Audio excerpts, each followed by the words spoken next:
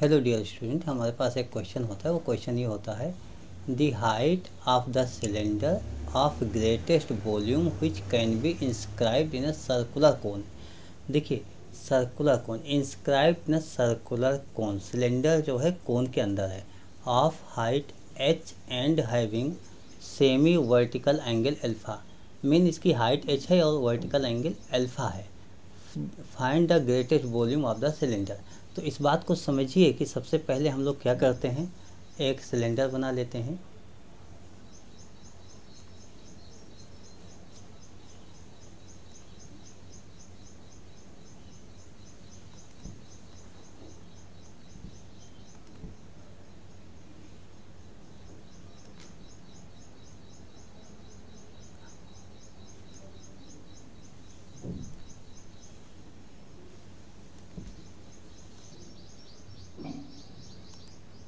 कहाँ बजा होता है।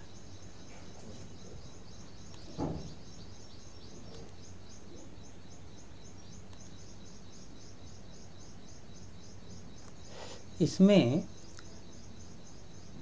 एक सिलेंडर होता है इंस्क्राइब्ड इन सर्कुलर कोन, इस कोन के अंदर होता है। तो कोन के अंदर कैसे होगा ये देखिए।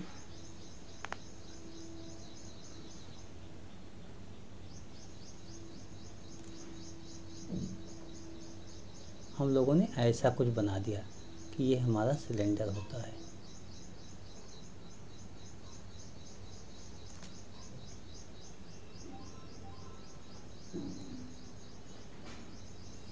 इस तरीके सिलेंडर हो गया आपके पास।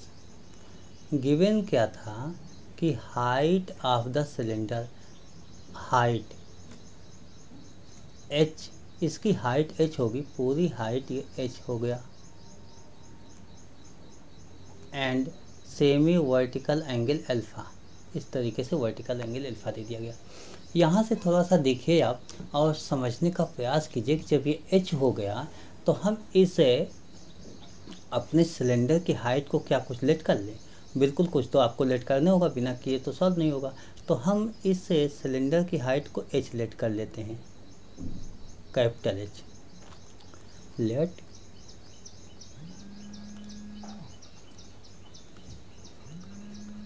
हाइट ऑफ सिलेंडर, इसको हम लोग ये करते हैं कि A B C D E, यहाँ पर F G, और यहाँ पर आप M, यहाँ पर N, ऐसा नोट कर लीजिए। तो अब आप देखते हो जो DN है, DN ये रेडियस ऑफ सिलेंडर हो जाएगा DN, और NM जो है वही आपकी हाइट h है, वो तो आपने लिखा हुआ है। यहाँ पर DN कैसे निकाल जाएगा। सबसे पहले DN के लिए देखिए, AN आपको मालूम है, AN कैसे मालूम है, क्योंकि टोटल हाइट जो AM है, AM में से अगर मैं NM निकाल दूँ, ये height of cone h minus height of cylinder, ये निकाल दूँ तो AN मिल जाएगा। अब AN हो गया आपके पास, तो यहाँ से आपको समझना होगा कि in triangle AND,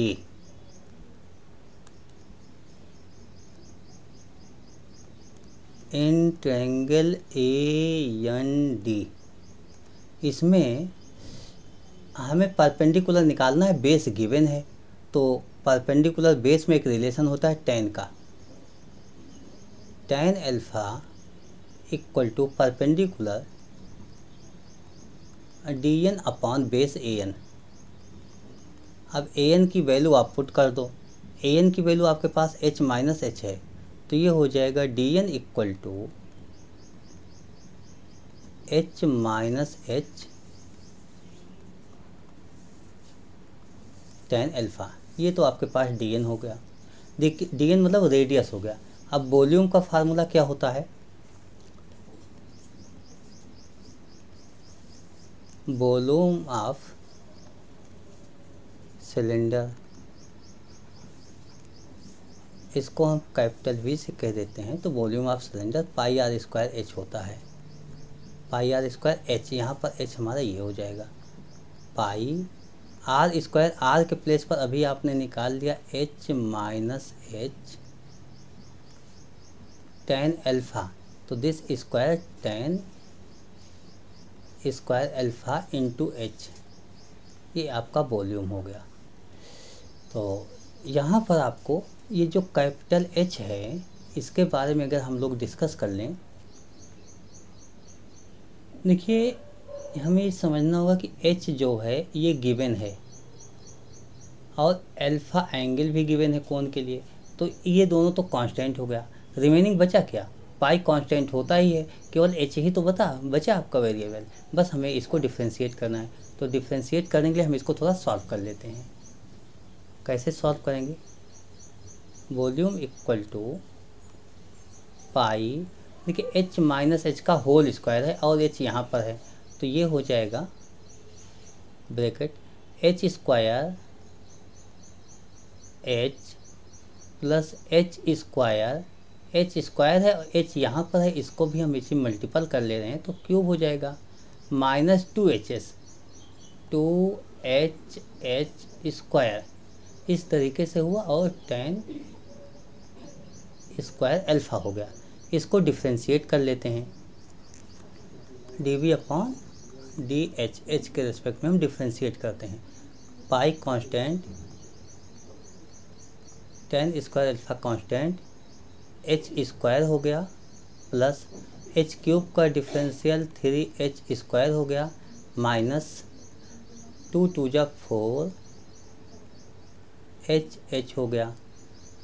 for maxima or minima, maximum या मिनिमम हाइट के लिए आप क्या करोगे, फर्स्ट डेरिवेटिव इक्वल टू 0 हो जाएगा, दिस इक्वल टू आप 0 पुट कर लो। जैसे ही आपने दिस इक्वल टू 0 पुट किया और कैलकुलेट किया, तो कैलकुलेट करते ही आपके पास आ गया pi tan square alpha in bracket h square plus 3h square minus 4h equal to 0। देखिए आप ये समझते हो कि pi tan square alpha should not be 0, ये तो 0 नहीं होगा, तो आपका 0 क्या होगा, h square plus 3h square minus 4hs equal to 0। इसका हम फैक्टर कर लेते हैं, 3h square minus 4h plus h square equal to 0, इसको रीअरेंज कर लिया। देखिए 3 1 जा 3, हम जब यहाँ ध्यान देते हैं और splitting the middle term ax square plus bx plus c, तो ac का मल्टीपल कर लेते हैं, मीन 3 और h स्क्वायर का मल्टीपल 3 1 जा 3 हो गया। अब इस 3 प्लस में है तो ऐसा कुछ करेंगे 4 हो जाए, मीन प्लस करने को होता है, तो हम यहाँ पर लिखेंगे, नोट कर लेंगे 3h square minus 3h minus h plus h square equal to 0। यहाँ पर 3h कॉमन हो जाएगा, h माइनस h कॉमन ले लिया, h minus h equal to 0, और यहाँ भी ब्रैकेट कॉमन हो जाएगा 3h माइनस h हो गया आपके पास इक्वल टू 0। यहाँ पर आप क्या देख रहे हो कि h minus h equal to not 0, क्यों नहीं होगा, क्योंकि हाइट ऑफ सिलेंडर और हाइट ऑफ कोन इक्वल नहीं होगा, दोनों इक्वल हो जाएगा तो सिलेंडर उसके अंदर बनेगा नहीं कोन के अंदर, तो ये not possible. 3h minus h equal to 0 हो गया, mean small h equal to 3h, ऐसा आप लिख सकते हो, या capital H equal to h/3 भी लिख सकते हो, ऐसा लिख सकते हो। हम लोग क्या करेंगे, मैक्सिमा हो रहा है कि मिनिमम हो रहा है, इसको चेक करने के लिए वॉल्यूम मैक्सिमम मिनिमम के लिए क्या करेंगे, इसको सेकंड डेरिवेटिव कर लेंगे, एक बार और डिफ्रेंशिएट कर लेंगे, तो इसको एक बार और डिफ्रेंशिएट कर लेते हैं। Again differentiating,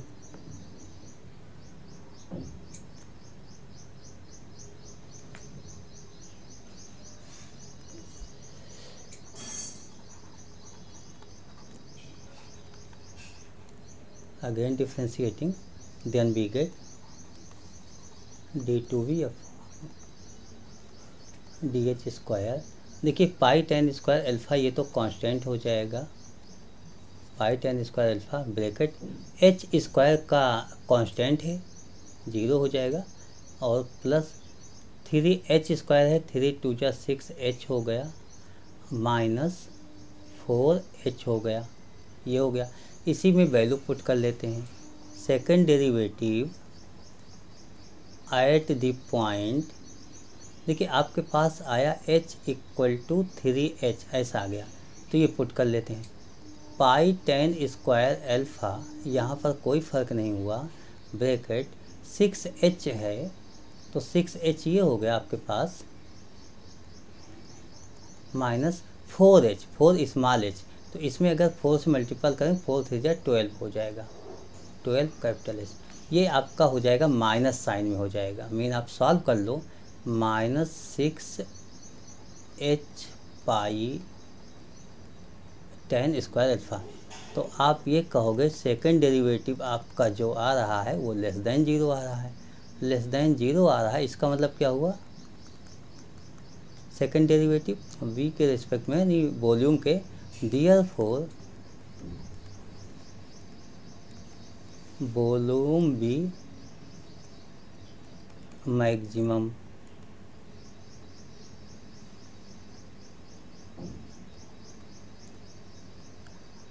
eight h equal to 3h। जब h की वैल्यू 3h होगी तो आपका वॉल्यूम मैक्सिमम हो जाएगा। यहाँ पर आपको ध्यान देना होगा, क्वेश्चन में ही गिवन था find a volume, find a volume, volume find करना था, तो small h equal to 3h आ गया। हमें वॉल्यूम फाइंड करना था तो हमें कैपिटल H की वैल्यू रखना है, और इस कैपिटल H की वैल्यू मैं रख देता हूँ जहाँ वॉल्यूम हम लोग लिखे होंगे। कहाँ वॉल्यूम लिखा हुआ है,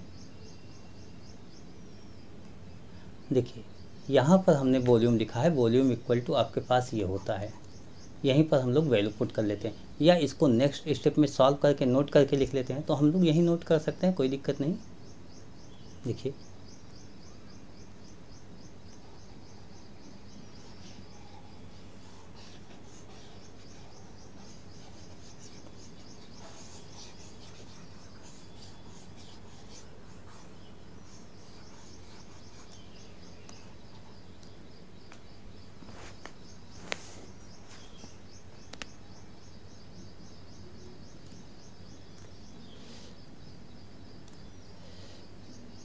volume equal to pi, h की वैल्यू क्या हो जाएगी, h इक्वल टू h/3 हो जाएगी, sorry h equal to 3h आया था आपके पास, तो capital H equal to small h/3, तो ये होगा h, ये स्मॉल h/3 इसका होल स्क्वायर 10 स्क्वायर